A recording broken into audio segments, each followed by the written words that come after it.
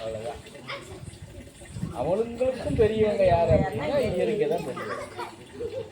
அதை தாண்டி யாரும் பெரியவங்களாக வந்துட முடியாது. அப்போ நம்ம வந்து சாதாரணமாக இன்றைக்கி இருக்கிறோம், நாளைக்கு இருக்கோம், நாளானைக்கு இருக்குமா இல்லையான்னு நமக்கே தெரியாது. இப்போ இதில் எங்கே பெரியவன் நம்ம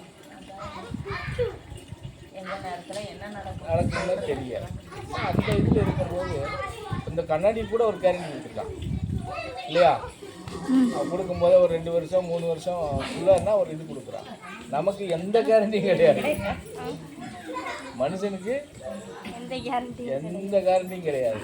அப்புறம் இதில் என்ன நம்ம போய் பெரிய நமக்கு அந்த கர்வம் இருக்குது, எப்படி சொல்கிறது, அது என்னென்னமோலாம் இருக்குது. நான் ஆயிடுவேனா, நீ ஆயிடுவியா, அப்படிச்சா போச்சா, அந்த தன்மைகளெல்லாம் நம்ம மாற்றி பயணம் பண்ணணுங்கிறது தான் நம்மளுடைய நிலைப்பாடு. அது எப்படி ஒரே விஷயந்தான். நான் என்ன சொல்கிறேன்னா, உனக்கு வந்து எந்த ஒரு துயரம் துன்பம் இல்லாமல் எல்லா காலத்துலேயும் ஒரே மாதிரி மகிழ்ச்சியாக போடுறதை விட ஒரு வாழ்க்கை இருக்கா? அதை தாண்டி ஏதாவது இருக்கா? நம்ம அதைத்தான் சொல்கிறோம். அந்த இடத்த பிடிச்சிக்கோ. மன அமைதியோட நீ 2 வேளை சோறு கூட சாப்பிடு, 3 வேளை கூட வேண்டாம், 2 வேளை சோறு சாப்பிட்டா நிம்மதியாக நல்லா தூங்கி எந்திரிச்சியா காலையில் ஃப்ரீயா பாட அப்படின்னு இருக்கணும். ஐயோ காலையில் கடங்காரன் வந்துடுவான், அவன் வந்துடுவான், இவன் வந்துடுவான்னு பயந்துக்கு செஞ்சுக்கிறது வாழ்க்கையா? அந்த மாதிரி இருக்க வேண்டாம். அதெல்லாம் இந்த மாதிரி உங்களுடைய நிலைப்பாட்டுக்குள்ள வாங்க. அது ஒன்றும் பெரிய கஷ்டமே இல்லை. நமக்கு நாமளே உருவாக்கிக்கிறது தான். எல்லா துயரம் துன்பமும் நாம தான் உருவாக்கிக்கிறோம். துயரம் துன்பமே வேண்டான்னு சொல்லி நிலைப்பாட்டிலே நாம தான் மாற்றிக்கிறோம். அந்த நிலைப்பாட்டுக்குள்ளே போய் பழகிட்டோம்னா நம்ம இருக்கலையும் அதை விட ஒரு பெரிய விஷயமே கிடையாது. என்ன தான் பண்ணுனாலும் இப்போது பெரிய பணக்காரன்னு சொல்கிறாங்க, பொண்ணுக்கோ பையனுக்கோ கல்யாணம் பண்ணுறான்னு வச்சுக்கோங்க. அவன் பொண்ணு கல்யாணத்துக்கு பண்ணுறான்னா அந்த இடத்துல ஒரு தர்மம் தானம் நிரந்தரமாக பண்ணுன்னா அந்த குழந்தைகளுக்கு அது உபயோகப்படும். ஆனால் அவங்க என்ன பண்ணுறாங்க, பெரும் பாவத்தை பண்ணுறாங்க. கல்யாணங்கிற பேரில் மிகப்பெரிய பாவத்தை பண்ணுறாங்க.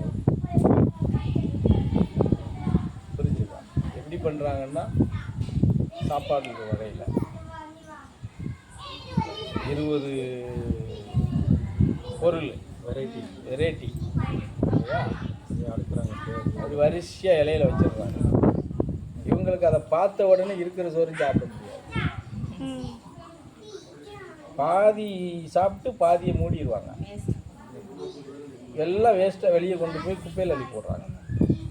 அப்போ உணவு பொருங்கிறத வந்து எவ்வளவு சிறுமைப்படுத்தி நம்ம அதை எவ்வளவு கேவலப்படுத்துகிறோம். அப்போ அந்த திருமணம்ங்கிற அந்த இடத்துல வந்து எவ்வளவு பாவத்தை சேர்க்குறாங்கங்கிறத மறந்துட்டு செய்கிறாங்க. அது ஒரு பெருமைக்காக செய்கிறாங்க. பெருமை இல்லை, அது அவனுக்கு பெருமை. ஆனால் பாவம் எவ்வளவுங்கிறது அவனுக்கு தெரியாது. தெரியல, பெருமைக்காக அப்படி பண்ணுறாங்க. புரியுதா? அதில் என்ன இருக்குது? நீங்கள் வரக்கூடியவங்க கூட மனசார சாப்பிட முடியாது இல்லையா? பார்த்துட்டு அட 2 வாயை சாப்பிட்டு வந்து அப்போ அதெல்லாம் வந்து நம்ம தவிர்க்குங்கன்னு சொல்கிறோம். தவிர்த்துக்கோங்க, தேவையில்லை. சாப்பாடு கொடுக்குன்னு நினைக்கிறியா? நீ செய்கிற சாப்பாடு 10 பேர் மகிழ்ச்சியோடு சாப்பிடலாம். 4 பேருக்கு எப்பா என்ன சவுண்டு யாரு